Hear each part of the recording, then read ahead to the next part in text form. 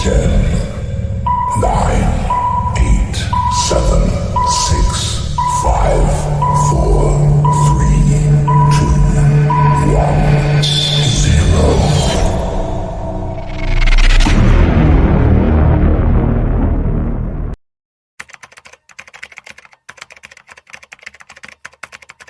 Assalamualaikum warahmatullahi wabarakatuh. Selamat pagi semuanya.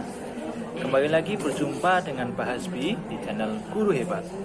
Nah, anak-anak, setelah kemarin kita belajar mengenai sistem pencernaan, hari ini kita akan melanjutkan belajar di sistem pencernaan manusia. Nah, anak-anak, pasti kalian semua telah sarapan, bukan? Sekarang Bapak ingin bertanya ke kalian, apakah yang terjadi pada makanan yang kita makan? Ada yang tahu? Ya, makanan yang kita makan akan diproses oleh tubuh. Nah, proses itu dilakukan oleh yang namanya organ pencernaan. Nah, organ pencernaan. Sekarang Bapak mau tanya, apakah kalian tahu apa saja organ pencernaan pada manusia? Nah, pintar. Organ pencernaan manusia itu ada beberapa. Itu yang akan kita pelajari hari ini, mengenai organ pencernaan pada manusia dan fungsinya. Ya, semoga kalian bisa memahami materi yang akan diberikan dengan baik. Tetap perhatikan dan fokus pada pembelajaran yang akan kita lakukan. Nah, sekarang anak-anak, coba perhatikan gambar yang ada di sebelah kiri Bapak. Gambar ini merupakan organ sistem pencernaan pada manusia. Nah, anak-anak bisa perhatikan dari mulai atas, ada organ apa disebut? Nah, organ mulut. Lalu ada esofagus, yang kedua ada lambung, usus besar, usus kecil, dan yang paling bawah ada. Nah, makanan yang kita makan akan mengalami perjalanan. Yang pertama, makanan yang kita makan masuk melalui mulut. Setelah mulut, makanan berjalan terus menuju ke esofagus. Sebelum menuju ke esofagus, di mulut terdapat proses pencernaan secara mekanik dan kimiawi. Nah, proses pencernaan secara mekanik dilakukan oleh gigi dan lidah, sedangkan proses pencernaan secara kimiawi dilakukan oleh enzim. Enzim yang terdapat di mulut ada enzim mamipita. Ya, enzim apa? Mamipita. Enzim mamipita itu merupakan singkatan dari enzim maltase, amilase, dan petialin. Jadi singkatannya adalah mamipita. Ingat, mamipita. Di mulut ada enzim mamipita. Setelah makanan dimakan, dilakukan proses secara mekanik dan kimiawi, makanan dilanjutkan menuju ke esofagus. Nah, di esofagus ini atau nama lainnya adalah kerongkongan. Tidak terdapat proses pencernaan secara kimiawi, hanya terdapat proses secara mekanik, yaitu dilakukan oleh dinding-dinding kerongkongan atau dinding-dinding esofagus, yang disebut gerakan peristaltik. Namanya gerakan peristaltik. Apa itu gerakan peristaltik? Gerakan peristaltik adalah gerakan meremas-remas makanan sehingga makanan itu bisa menjadi lebih halus. Nah, setelah makanan melalui pijatan yang dilakukan gerakan remas-remas oleh kerongkongan, makanan akan lebih halus dan masuk ke dalam, nah pintar, ke dalam lambung. Di lambung ini terdapat dua proses pencernaan. Itu yang pertama proses mekanik dan yang kedua adalah proses kimiawi. Proses mekanik dilakukan oleh dinding lambung. Makanan yang tadi sudah dicerna, sudah diremas-remas oleh kerongkongan, akan kembali diremas-remas oleh dinding lambung.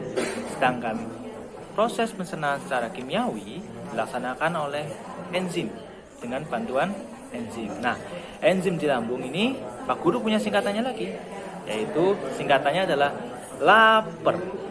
Apa itu LAPER? Lambung, pepsin, lambung A, L-nya lambung, A. Asam klorida, P. Pepsin, dan R yang terakhir adalah renin. Jadi singkatannya adalah LAPET. Lambung, asam klorida, pepsin, dan renin. Singkat LAPET. Setelah masuk ke lambung, nah anak-anak lihat di gambar sebelah sini, di sebelah lambung ada yang terdapat namanya organ hati. Nah, hati ini adalah tempat untuk membunuh kuman dan racun. Apabila makanan yang kalian makan ada kuman, ada racunnya, itu dengan kadar yang bisa ditoleransi oleh tubuh akan dinetralkan oleh hati. Nah, jadi hati tempat menetralkan racun. Nah, hati ini akan menghasilkan yang namanya cairan empedu. Nah, cairan empedu ini akan ditampung di yang namanya kantong. Kalau yang untuk menampung biasanya kantong. Kalau kalian punya uang akan ditampung di kantong. Nah, cairan empedu juga sama, akan ditampung pada kantong yang namanya adalah kantong empedu. Nah, di belakang lambung ada yang warna kuning itu. Nah, yang warna kuning itu disebut pankreas. Di pankreas ini terjadi yang namanya proses pencernaan secara kimiawi, yaitu dilakukan oleh enzim PLTA. Apa itu PLTA? Enzim PLTA. P yang pertama yaitu pepsin, L yang kedua adalah lipase, T tripsin, dan A amilase. Jadi singkatannya adalah PLTA.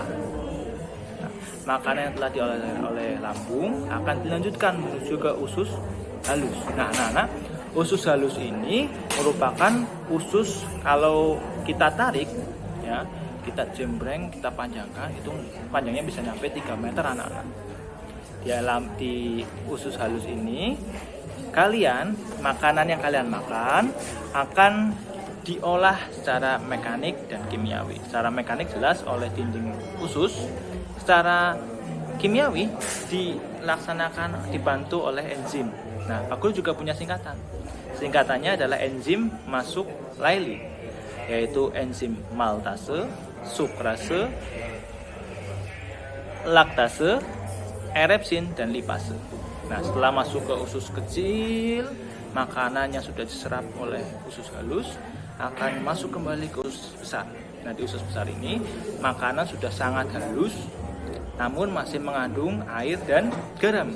Nah, di usus halus ini fungsinya adalah untuk menyerap, terjadi penyerapan atau absorpsi garam dan air dari makanan yang telah diproses dari sebelumnya. Nah, setelah makanan itu diserap air dan garamnya, dilanjutkan yang namanya rektum. Rektum itu tempat penyimpanan kotoran. Nah, setelah kotoran itu disimpan, terjadi yang namanya proses pembusukan juga di rektum dan usus besar. Lalu setelah beberapa saat ketika rektumnya sudah penuh, tubuh akan mengirimkan sinyal yang biasanya terjadi mules-mules dan akhirnya makanan itu dikeluarkan. Nah, tempat mengeluarkan makanan itu disebut anus. Nah, itu pembelajaran hari ini. Semoga kalian bisa memahami. Kalau belum bisa memahami, bisa diputar kembali videonya. Pak Guru akhiri. Assalamualaikum warahmatullahi wabarakatuh. Tetap jaga kesehatan, jaga protokol kesehatan. Belajar itu menyenangkan. Bye-bye.